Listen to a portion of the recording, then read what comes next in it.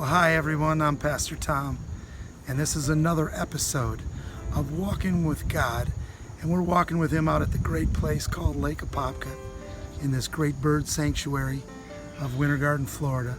And today we have for you another message from the Bible, another teaching on the principles of faith. Today we're going to talk about, and the name of the message today is, "And God said."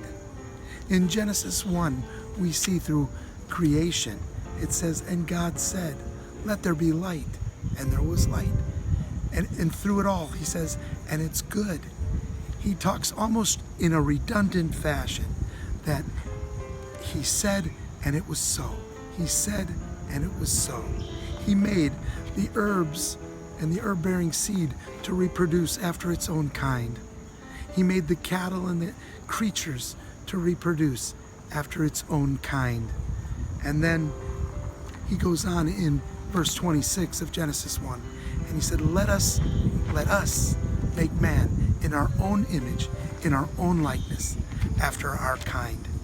Well, I'm just smart enough to say that if God was a speaking spirit and he spoke and things were so, and then he made us after his own image and likeness, then we are speaking spirits as well.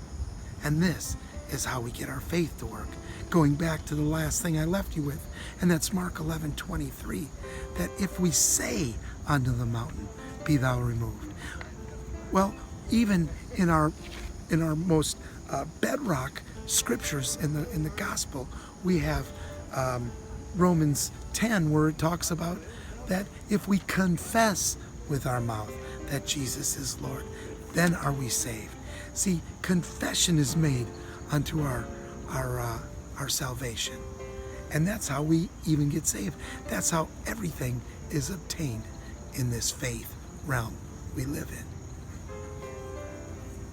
Now there is something to the fact that we are speaking spirits. In John 6:63 it says that it is the Spirit that quickeneth. The word quickeneth means to make alive.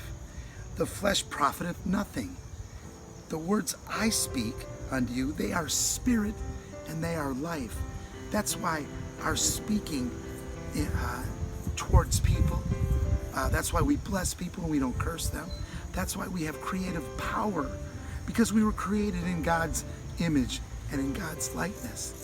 It says in the Bible that death and life are in the power of the tongue. It says that out of the abundance of the heart, the mouth speaks. It says that as a man thinketh in his heart, so is he. So there's a part that we play in creating the world in which we want to live in. We create with our words because we are spirits, and our words have spirit and life within them. So when we have a situation, maybe we have a child, what is it gonna profit us to tell that child he's no good for nothing? He's never gonna amount to anything.